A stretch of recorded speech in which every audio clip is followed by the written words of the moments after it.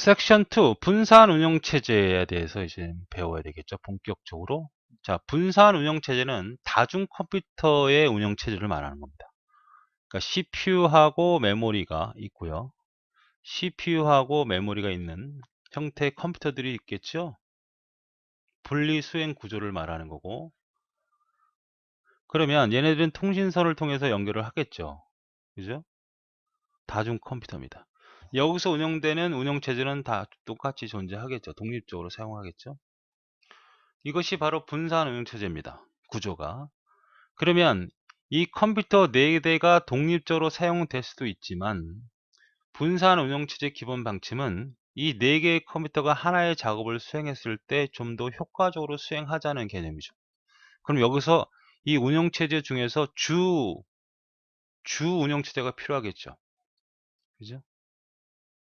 그래서 이걸 우리는 뭐라 그래? 얘가 만약에 대장이다.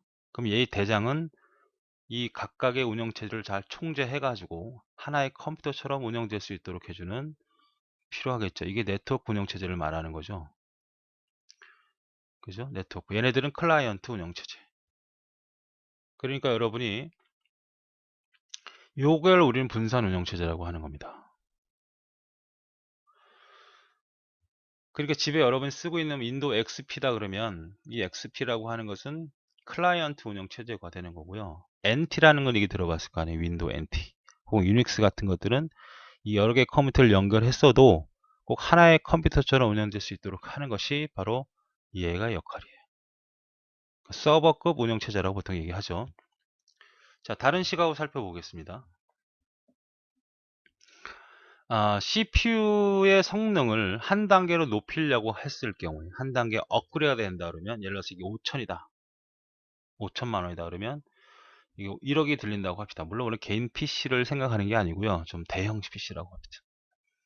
한 단계를 업그레이드 하려면 이만큼 비용이 든다. 너무 많이 든다 이 말이에요. 예를 들어서. 그럼 예를 들어서 만약에 얘가 500건을 처리할 수 있는데 1초에 1000건을 처리하고 싶은 거죠.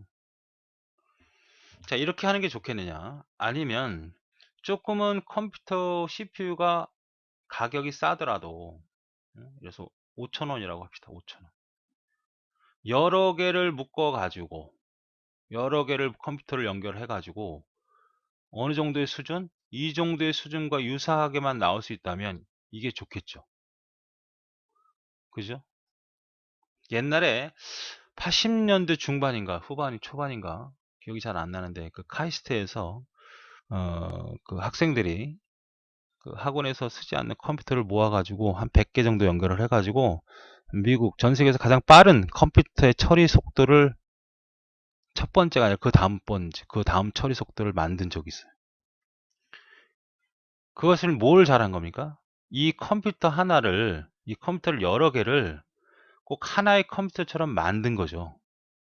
CPU 하나 가지고 컴퓨터를 운영하던 그러한 형태, 이 CPU 하나에는 연산장치, 제어장치가 다 하나씩일 거 아니야. 단지 빠르기만 하겠지.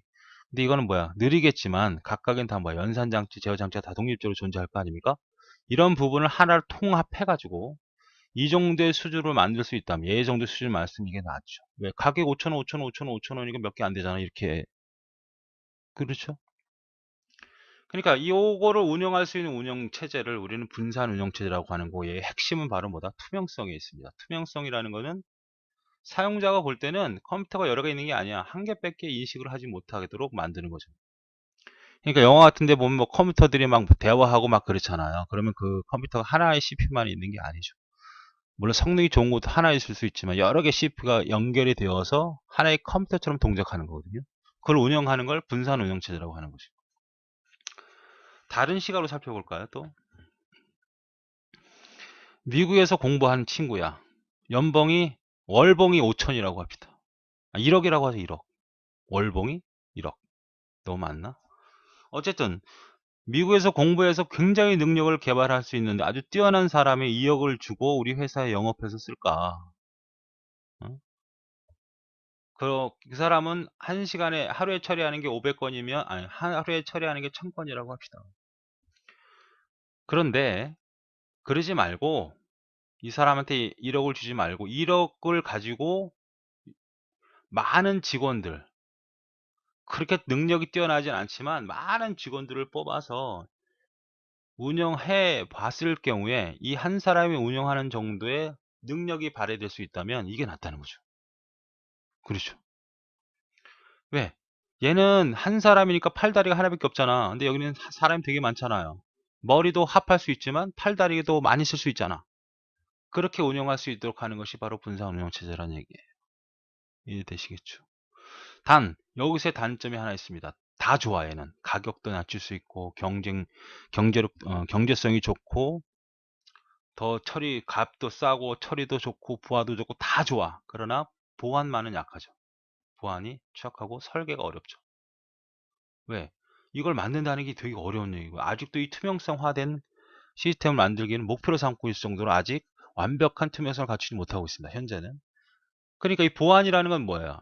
어떤 중요한 정보가 하나가 있다 그러면 얘는 한 사람이 쓰니까 뭐 문제가 되면 얘가 문제가 되는 거지만 많은 사람이 운영되다 보니까 이 중요한 정보는 어떻게 유출될 수 있다는 이게 가장 큰 취약점이고 잘 나오는 부분이죠. 설계는 이 자체를 만들기가 어렵다는 얘기고. 그렇죠. 자, 그래서 목적을 살펴보죠. 공유의 중대성이라는 것은 CPU를 여러 개, 컴퓨터를 여러 개 연결해서 공유한다는 거 아닙니까? 속도 향상하죠. 신뢰성이 향상되죠. 왜? 하나의 컴퓨터가 망가져도 계속 돌아갈 수 있으니까. 컴퓨터 통신, 지리적으로 많이 떨어져도 같이 작업을 할 수 있기 때문에. 장점은 별 의미가 없어요. 목적이나. 장점도 별 의미가 없습니다. 장점 볼까요? CPU 능력을 극복할 수 있죠. 그죠? 제곱만큼 비싸다 이거야. CPU가 너무 비싸다. 그러니까 낮은 처리계 여러 개 CPU를 연결해 경제적이다는 얘기죠. 능력 좋고 처리량, 신뢰성, 가용성 다 좋다. 균등하게 배분시켜 처리 다양하게 여러 가지 융통성 있게 공유할 수 있고 통신도 다 가능한 장점이 있는데 시험 문제는 뭐가 잘 나온다? 단점이야, 단점. 자, 앞에서 말씀드렸지만 보안입니다. 보안이 가장 취약하다.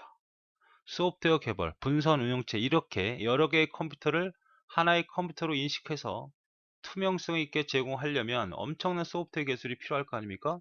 이것이 어렵다는 얘기입니다.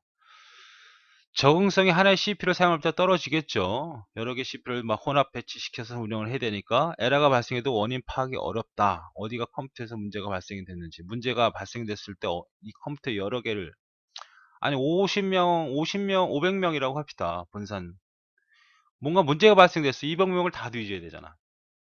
그렇죠? 그런 단점이 있는데 중요한 건 요 두 가지 정도만 정확히 기억하자.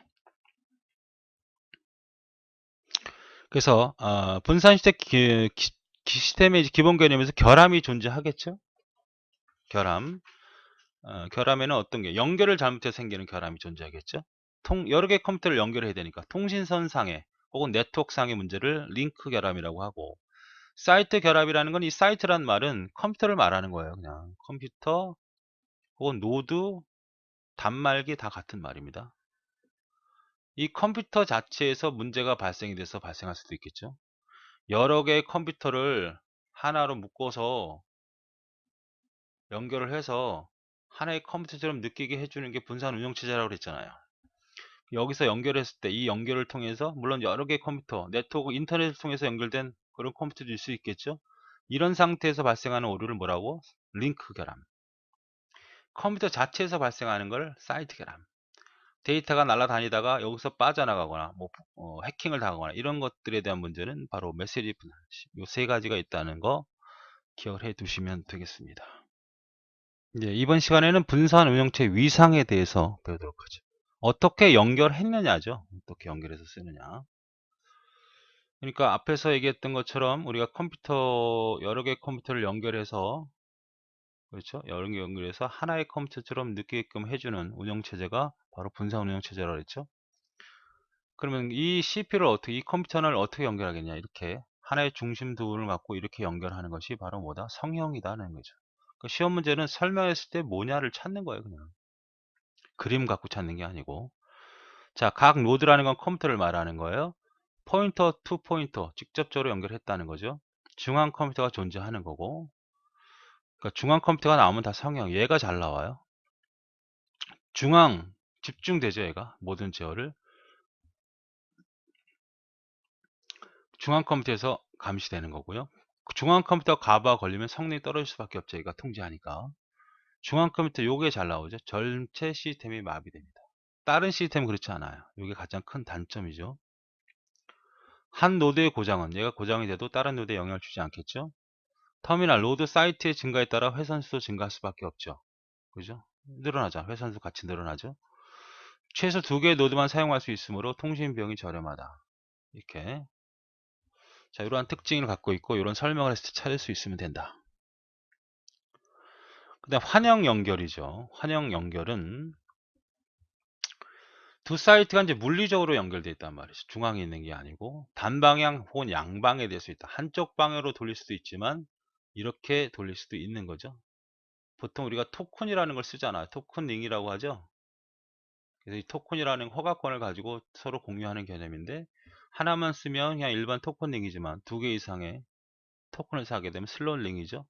그러니까 이쪽으로 할 수도 있고 저렇게 할 수도 있다.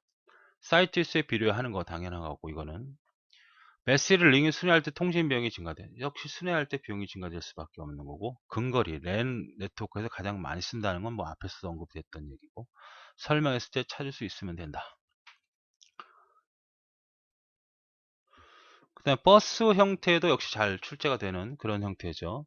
한 사이트의 고장은 남한테 영향을 줍니까 안 줍니까? 영향을 주는 건 스타형밖에 없어. 성형. 얘가 망가져도 얘네들끼리 교신하는 데는 전혀 이상이 없다. 한 시점에 반드시 하나의 전송만을 사용한다. 왜? 하나의 공유선로 쓰기 때문에 그렇죠. 증서 삭제가 복잡하지 않다. 통신선에 연결만 하면 되니까.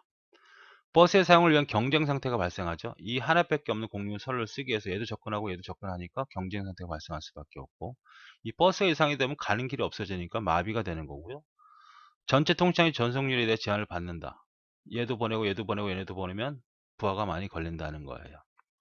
시스템이 바빠지면 버스 사용은 성능이 떨어지는 거 맞고 통신은 한개이므로 물리적 구조가 간단하다. 이거 하나만 가지고 운영하기 때문에 그렇습니다. 요거야 따중 버스 연결. 그 다음에 완전 연결이라고 하는 것은 모든 노드를 다 연결한 거죠. 다이렉트 모든 사이트에 직접적으로 연결한다. 비용이 비쌀 수밖에 없죠. 이거 손이 얼마큼 많이 들어나. 메시지 매우 빠르게 전달되는 거 맞죠? 돌아가는 일이 없잖아. 아까 링 같은 경우는 이렇게 돼 있다면 이건 안 쓰고 얘에서 얘한테 보내려면 그만큼 시간이 걸릴 거 아니야. 이만큼. 하나 링크가 고장나도 다른 링크를 이용할 수 있죠. 그러니까 얘가 하나 망가져도 이쪽, 이쪽 선을 다 이용해 쓸 수 있기 때문에 가능하다. 선이 망가졌을 때. 그 다음에 부분 연결이죠. 아까 완전하게 연결한 게 아니고 이런 부분이 빠졌을 때를 그러니까 비용을 좀 낮추고자 만든 거예요. 완전 연결의 신뢰성이 떨어지죠. 기본 비용을 줄이기 위해서 만든 거예요. 그 다음에 트리 구조가 나오는데요. 트리 구조, 계층 연결이죠. 트리 구성 형태로 존재하죠. 루트와 서브, 부모와 자식 간에 연결이 되죠. 얘로 연결하려면 반드시 부모 노드를 통해서 가야 되는 거예요. 자, 마지막 단 노드라 그러죠. 제이언 사이트 고장은 자식 사이트 중단을 처리할 수밖에 없죠. 얘가 망가지면 전혀 문제가 안 돼. 얘만 안 쓰면 되니까. 근데 얘가 망가지면 이것도 못 쓰게 되는. 여기 아주 중요한 정보가 있다. 얘가 망가지면 갈 수가 없잖아. 그런 얘기를 하고 있는 겁니다. 역시 설명을 했을 때 찾을 수 있으면 된다. 예, 분산 운영체 설계 쟁점이죠. 그러니까 분산 운영체제라는 건 아직도 완벽하게 이루어진 기술이 아니었고요. 그중에 가장 핵심적인 기술은 바로 투명성이라고 그랬어요. 투명성은 뭐라 그랬죠? 하나의 컴퓨터, 여러 개의 컴퓨터를 연결해요. 이걸 하나의 컴퓨터처럼 운영할 수 있느냐? 사람이 느끼기에는 하나로 판단할 수 있느냐? 이게 바로 투명성이라 그랬죠. 분산된 여러 개의 위치 정보를 알지 못하고 마치 하나의 커다란 분산 시스템을 사용한 것처럼 인식할 수 있는 설계하는가를 따지는 게 뭐냐 이렇게 물어보면 바로 트랜스퍼리티, 투명성이죠. 트랜스퍼런시라고 하죠. 이걸 찾는 문제, 나왔던 문제고. 그 다음에 이걸 설명했을 때 틀린 걸 찾아라요. 자, 위치 투명성은 사용자가 위치를 알 필요가 있다 없다? 없다. 이주 투명성, 사용자를 이용해도 사용자는 자원의 이름이나 위치를 고려할 필요가 없다. 여기서 어떻게 나왔었냐면 이름이 바뀐다 이렇게 나왔어. 자동으로 바뀐다. 아니 이 사람이 볼 때는 컴퓨터가 하나인데 얘가 실제로 내부적으로 이동이 되고 변경이 되고 파일명이 바뀐다고 해서 얘가 볼 때 내부에 무슨 여러 개 컴퓨터가 있어? 이런 게 아니잖아. 한 개밖에 없는데 이 이름이 왜 필요하냐 이거죠. 이게 하나인데. 그러니까 이름 위치를 고려할 필요가 없는 거지. 이름이 자동으로 바뀐다 이러면 틀린 말이에요. 복제 투명성. 뭐 복사가 돼서 이쪽 저쪽 복사가 돼도 하나라고 생각하면 절대 이해할 수 있는 거죠. 병행. CPU가 여러 개로 운영할 수 있다는 거죠. 내부적으로 보면 여기서 막 서로 정보 교환하고 하겠지만 사용자가 볼 때는 한 개예요, 한 개. 그러니까 여러 개 운영되는지 인식할 필요 없다. 몇 개 처리가 사용되는지 알 필요가 없다. CPU는 한 개니까. 이게 바로 투명성에 대한 개념이죠. 이렇게 운영체제를 만든다는 자체가 아직은 어렵다는 얘기를 하고 있는 거예요. 융통성, 그죠? 분산 시스템 구축하고 뗄 때만 많은 잘못과 상당한 역행을 처리할 수 있다. 이러한 문제를 해결할 수 있는 방법을 최대 넓힐 수 있는가? 이런 것도 역시 분산 운영체제의 개념이고, 신뢰성도 마찬가지죠. 하나의 시스템이 고장 나더라도 이걸 받아들여서 단일치 시스템보다 더 신뢰성 있게 처리할 수 있는가? 이게 앞으로 이제 계속 추구해야 될 어떤 기술 개발의 목표다는 얘기입니다. 그 중에 이제 가장 중요한 게 투명성이고요. 결함 허용, 그 다음에 성능 확장성입니다. 그러니까 이 설계 쟁점에는 뭐만 잘 기억하자. 투명성만 잘 기억하시면 되겠고, 추가적으로 설명한다면 이건 다 얘기가 나오잖아요. 확장성, 확대 나오잖아. 성능, 손실, 뭐 이런 것들은 다 설명이 되겠죠. 그러니까 투명성만 잘 기억을 해두시면 되겠습니다. 자, 그럼 분산 운영체제 시스템에 대해서 한 어떤 것들이 있는지를 한번 살펴보겠습니다. 자, 일단 클라이언트 서버 모델이라는 건 잘 알고 계신 거죠? 그러니까 서버, 그러니까 하나의 컴퓨터를 통해서 여러 개의 컴퓨터가 운영되는 형태를 클라이언트 서버라고 하죠. 이렇게 연결해서 얘네들을 클라이언트, 얘네들 서버. 이것도 분산 운영체제 한 예죠. 그래서 이 컴퓨터에서는 서버는 다양한 정보를 자원을 제공하고 클라이언트는 정보를 받는 시스템. 뭐 이걸로 지금 운영하는 것이 대부분이죠. 그렇다고 해서 이것이 투명성을 확보시켜 주진 않습니다. 단지 이런 구조도 기본적으로 분산 운영체제 구조다라고 얘기하는 것이고요. 그 다음에 클라이언트 서버 이전의 중앙 정보 시스템, 중앙 처리 시스템이라는 것은 호스트, 즉 하나의 컴퓨터에서 지금은 이제 컴퓨터를 PC방처럼 이렇게 독립적으로 여기 안에도 저장 장치 CPU가 있었지만 옛날에는 모니터만 있었던 시절이 있어요. 지금은 어떻게 돼요? 컴퓨터가 싸니까 본체가 있잖아요. 본체가. PC방에 본체가 있듯이. 옛날엔 그런 본체가 없이 그냥 모니터만 갖고 있었단 말이에요. 키보드하고. 이걸 뭐라 그래? 더미라 그래, 더미. 연결된 네트워크 구조다. 그러니까 하나의 컴퓨터인데 단지 여기에서 입출력을 여러 개 단말기, 더미 단말기를 통해서 사용했던 그런 형태죠. 더미 단말기는 메모리나 처리 능력이 없어요. 본체가 없기 때문에 전적으로 호스트에 의존할 수밖에 없죠. 이거에 데이터 저장 검색 터미널 사용자 인터페이스 배치 사용자 입력 항의 등 모든 작업을 책임을 지는 거예요. 누가? 호스트 컴퓨터. 얘가 다 하는 거죠. 하나죠, 하나. 또한 터미널 수가 증가함에 따라 호스트의 부담이 커질 수밖에 없죠. 다운된 모든 작업. 그러니까 결국은 독립적인 컴퓨터가 있는 게 아니에요. 그러니까 과거에 분산 운영체제라고 할 수 있는 부분이었는데 특히 유닉스에서 나온 개념이죠. 단말기를 이용해서 그냥 중앙 컴퓨터를 하나를 쓴다는 개념으로서 볼 때는 분산 운영체제의 개념의 초기 상태 모습이다는 겁니다. 자, 시험 문제는 이제 지금 설명했던 내용이 이게 대체 뭐냐? 네트워크 파일 시스템이다. 자, 선 마이크로 시스템사가 개발된 분산 시스템 환경에서 NFC는 컴퓨터의 사용자가 원격적으로 컴퓨터에 있는 파일 핵심이죠. 마치 자신의 컴퓨터처럼 사용할 수 있는 클라이언트 서버형 프로그램을 말합니다. 그러니까 하나의 컴퓨터를 여러 사용자가 나눠 쓸 거 아닙니까? 근데 여기 있는 하드디스크 같은 특정 파일이 꼭 자기 것처럼 느끼게 해줄 수 있는 그런 시스템으로 만든 것이 바로 NFS예요. 사용자 시스템 FS 클라이언트가 있어야 되죠. 그러니까 서버형 프로그램도 존재해야 되지만 클라이언트 NFC도 필요하다는 겁니다. TCP/IP, 인터넷 TCP/IP 나중에 이제 통신에서 배우게 되겠죠. 그래서 네트워크 관리를 원격 파일을 액세스하기 위해서는 구현되고 명세된 파일 시스템이다. 독립된 파일 시스템 가진 서로 다른 워크스테이션에 연결한다. 얘네들을 워크스테이션이라고 볼 수 있죠. 투명성을 통해서 파일 시스템의 일정한 수준의 공유를 허용한다는 얘기입니다. 통해야 이거 틀렸네요. 그러니까 우리가 이 하나의 네트워크 시스템을 이런 형태 분산 시스템을 쓰려면 여기 있는 하드디스크가 존재할 거 아닙니까? 하드디스크에는 분명히 어떻게 돼? 이런 이렇게 해서 연결해서 쓰는 각각의 단말기들이 꼭 자기의 컴퓨터 하드디스크인 것처럼 할 수 있는 그것을 핵심 바탕으로 만들어진 게 NFS예요. 아시겠죠? 다음 로커스라고 하는 것은 뭐냐면 핵심이죠. 투명성을 목적으로 만들어진 거예요. 역시 어디? 로스앤젤레스 캘리포니아 대학에서 설명을 쭉 했을 때 이를 찾으면 되는 겁니다. 앤드류는 뭐야? 캘리지 멜론 대학에서 만든 확장성 때문에 만들어진 거다. 이렇게만 기억을 해 두시면 되겠습니다. 그러니까 어느 대학에서 어떤 형태의 목적을 가지고 만든 거냐 그것만 판단해 주시면 되겠습니다. 예. 분산 운영 시스템에서 스레드에 대한 얘기를 하고 있습니다. 스레드라고 하는 것은 그러니까 분산 운영 체제, 즉 투명성이라든지 여러 개의 컴퓨터를 하나로 연결하는 과정에서 필요한 소프트웨어적인 기술을 말하죠. 실을 꿰다는 말이야. 실을 꿰다. 그림에서 이제 단일 스레드와 다중 스레드가 있는데 일단 스레드라는 의미를 정확히 아셔야겠어요. 자, 하나의 프로그램이 실행됩니다. 실행되면 이걸 뭐라 그러죠? 프로세스라고 하잖아요. 근데 스레드는 이걸 따로따로 잘라가지고 독립적으로 운영하면 이걸 스레드라고 하는 거예요. 그러면 이 하나의 프로세스가 실행되는 시간이 3초라고 가정을 해봅시다. 절대 시간이.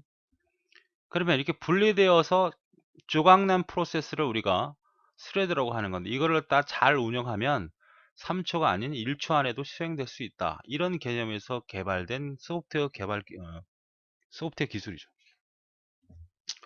다른 시각으로 살펴볼게요. 내가 일요일날 집안 청소를 하고 싶습니다. 방 청소도 하고 설거지도 하고 뭐 자동차도 세차하고 빨래도 하고 여러 가지가 있다고 합시다. 작업. 이게 5시간 걸린다고 하자고. 5시간. 그죠?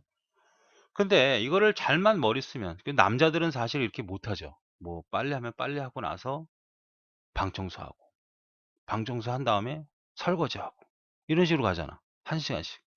근데 여성은 이제 그런 뇌구조가 남자와 좀 다르다 그래요. 맞죠? 그러니까 이렇게 하는 거지. 청소를.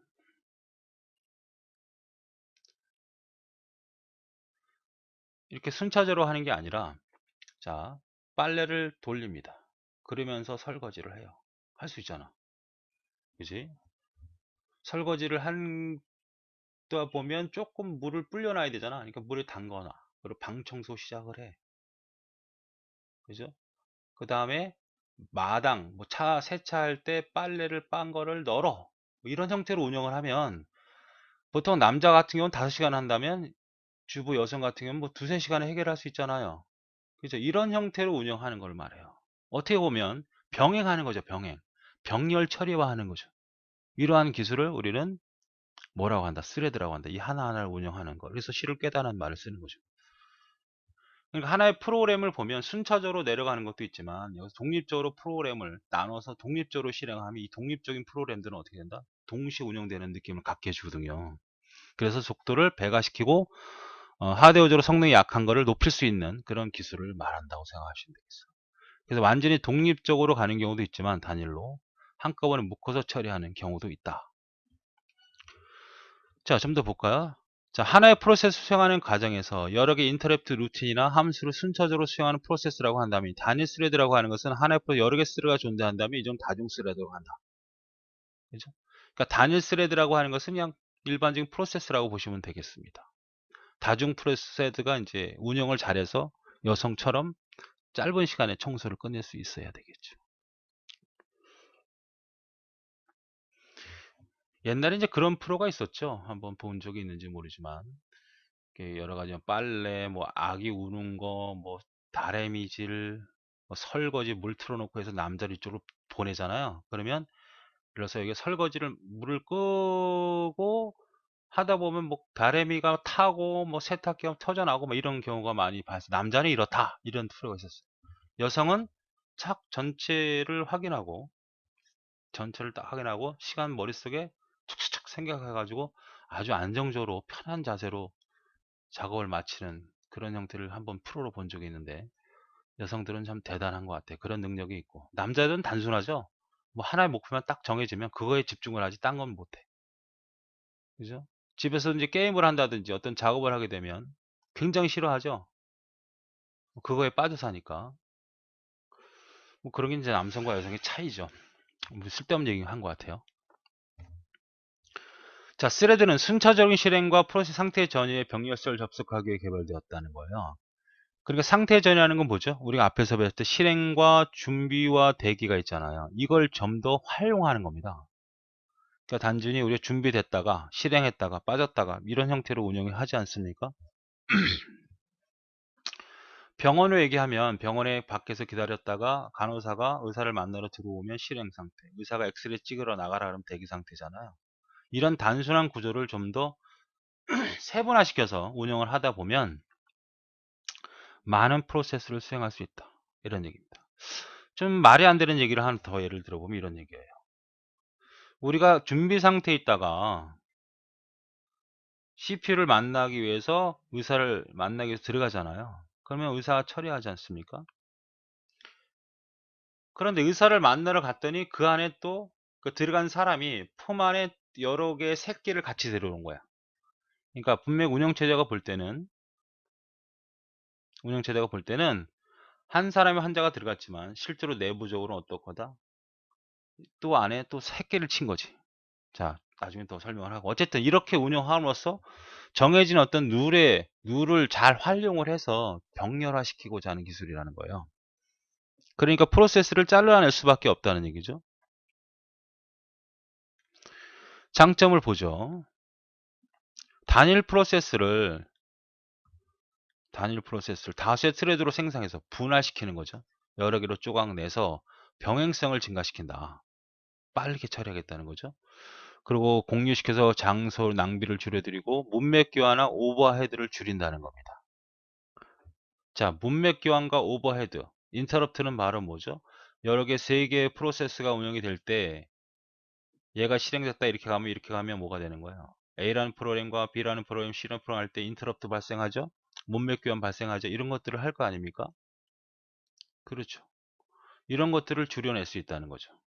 자, 만약에 이 세 개의 절대 시간이란 말이야. 그죠? 프로세스가 세 개면 인터럽트가 이렇게 세 번, 두 번 바뀌겠지, 이 상태로 보면.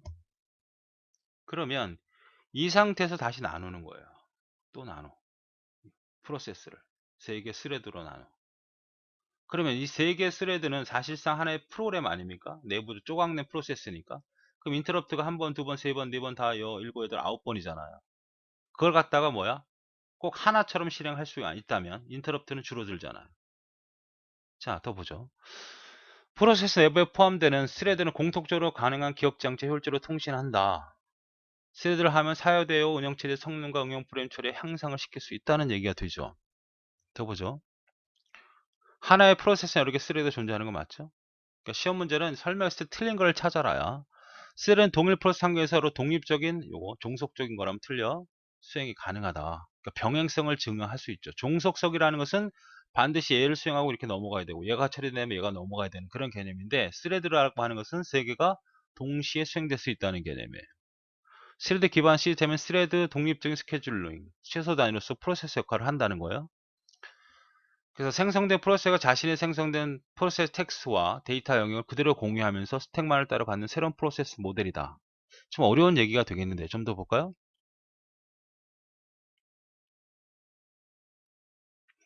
자, 이런 얘기입니다. 원래는 이거죠. CPU가 하나잖아요. 그래서 준비와 실행과 대기를 하지 않습니까? 스레드가 하나의 프로세스인데 스레드를 몇 개, 하나, 둘, 셋, 넷, 다섯 개로 나눠서 얘를 운영하게 되면 효과적으로 운영할 수 있다. 요거를 잘 운영하게 되면 원래는 이게 한 덩어리가 뭐가 돼? 한 덩어리가 준비 상태로 갔다가 실행 상태가 보기 상태잖아요. 근데 이걸 잘라내면 그만큼 효과적일 수 있다. 이런 얘기가 되는 겁니다. 그래서 요거 일단 중요하죠. 요거가 매우 중요합니다. 하드의 성능을 향상시킬 수 있다는 거, 처리율 향상시킬 수 있다. 응답 시간이 감소되고 통속도 향상되니까 다중 컴퓨터, 다중 분산 처리 운영 체제에서 운영할 때 가장 효과적으로 사용될 수 있는 프로세스라는 얘기입니다. 이렇게 생각해도 돼요. 좀 더 쉽게. 여러분 게임을 하잖아요. 캐릭터가 있어요. 이렇게 캐릭터가. 그러면 얘가 움직이고 나서 얘가 움직이고 얘가 움직이고 나서 얘가 움직여야 돼. 원래는 CPU가 하나면. 그렇죠? 그런데 우리는 스레드로 운영하거든요. 그러면 얘도 독립적으로 얘도 막 독립적으로 움직이지. 여러분 게임 생각을 해보세요. 얘도 따로 움직이고 따로 움직이고 따로 움직이잖아요. 다 하나씩 스레드라고 보시면 돼요. 근데 스레드를 운영을 하지 않으면 얘 한번 움직이면 얘 움직이고 딴 놈들은 가만히 있는 거지. 이렇게 스레드를 운영하지 않으면 이러한 게임들을 만들어낼 수 없어요. 자, 일단 스레드의 요 이점을 찾는 부분을 먼저 정확히 보시고요. 두 가지를 또 구분해야 됩니다. 사용자 수준의 스레드와 커널 수준의 스레드, 요거 두 개를 구분하는 문제가 역시 핵심이죠. 자, 커널이라는 건 뭐냐면 그 운영체제에서 갖고 있는, 운영체제에서 내부적으로 갖고 있는 기능을 이용하는 겁니다. 운영체제에서 운영하는 거죠. 근데 사용자 수준은 운영체제는 몰라. 그러나 내부적으로 런타임 시스템을 가지고 운영하는 겁니다. 아시겠죠? 그러니까 운영체제가 볼 때는 자기가 스레드를 5개를 운영하겠다. 운영체제가 직접. 이걸 뭐라 그래? 커널 수준의 스레드. 운영체제는 몰라. 내부적으로 사용자가 만든 프로그램을 통해서 스레드를 운영하겠다. 이게 이제 실제로 사용하는 거죠. 운영체제는 자기 역할만 하는 거야. 그런데 내부적으로 뭐를 할 수가 있는 게 몰라? 스레드로 운영하는 건지 모른다 이거예요. 다시 얘기하면, 자, 실행 상태로 전이가 됩니다. 준비 상태에서. 그렇죠? 이거를, 이 스레드를 나눠서 각각을 이렇게 나눠서 하나의 프로세스를 5조각으로 내서 실제로 실행하고 준비시키고 대기시키고 하는 것은 누가 한다? 운영체제가 하는 걸 커널 수준의 스레드라고 하는 거고, 그런 과정에서 운영체제는 몰라. 들어갔죠? 그런데 들어왔어. 실행하는 거죠? 근데 운영체제는 이미 몰라. 실행하는 중이니까. 그러면 이 운영체제는 스레드, 사용자 런타임 시스템이라는 놈이 들어온 거죠. 그리고 자기가 5개로 나눠. 이 안에서 해결을 해버린다고. 좀 어려운 얘기죠? 자, 비교를 해보죠.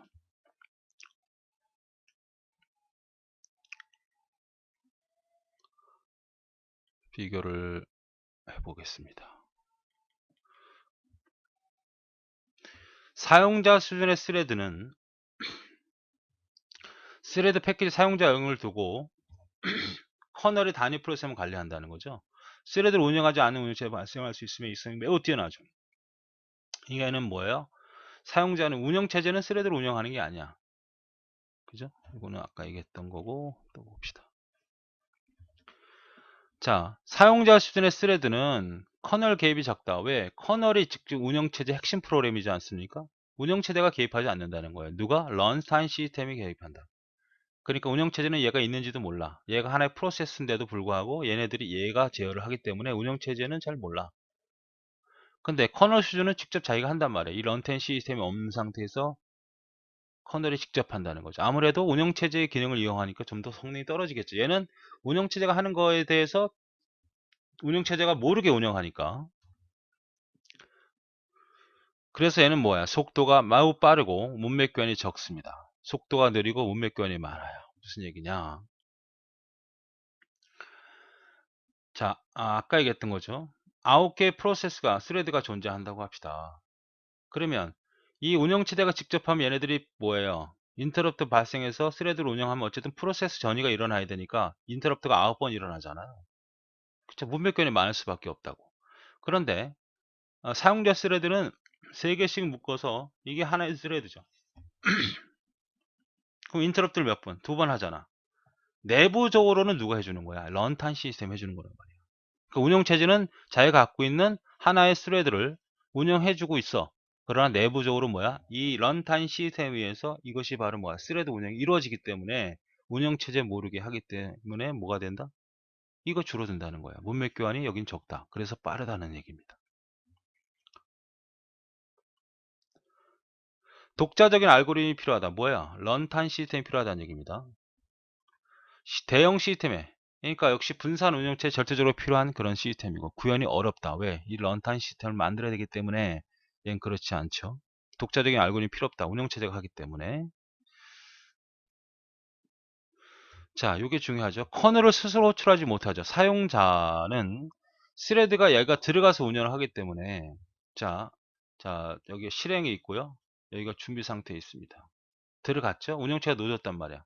이 내부적으로 누가 운영하는 거야? 런타임 시스템이 다시 한번 이런 일을 하는 거거든요. 대기, 실행, 준비 이 상태를 하는 거란 말이야. 그러니까 얘네들이 만약에 문제가 돼서 인터럽트를 발생시키는 그런 작업을 하지 못한다는 얘기죠. 왜? 운영체제가 상위 레벨에 존재하니까. 그래서 얘가 만약에 문제가 생긴다면 시스템 중단돼요. 그런 불안한 감은 있죠. CPU를 사용을 해지를 못하면 시스템 중단되는 그런 불상사가 발생한단 말이야. 자기네들끼리 하는 거니까 운영체제 모르게 얘가 모르게 하니까. 그런데 얘는 커널이라고 하는 것은 운영체제가 직접 운영해주기 때문에 안 되면 스스로 운영체제가 지원해서 CPU를 해줄 수 있어. 프로그램을 중단시킬 수 있다. 이런 얘기입니다.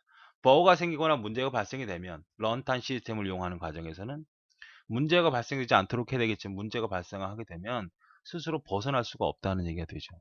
그러나 운영체에 직접 관리하는 커널 수준의 스레드는 자기가 관리하는 거니까 자기가 어떤 식으로든 인터럽트 루틴을 호출해서 CPU라든 여러 가지 문제점을 해결할 수 있다는 그런 얘기가 되겠습니다. 그래서 스레드가 뭔지, 스레드에 대한 장단점을 설명했을 때 틀린 거 찾아라. 그 다음에 사용자 수준과 커널 수준의 수들을 구분할 수 있으면 되겠습니다. 좀 어렵긴 하지만 이건 프로그램을 직접적으로 짜보지 않았기 때문에 조금 이해하기 벅차긴 면은 있죠.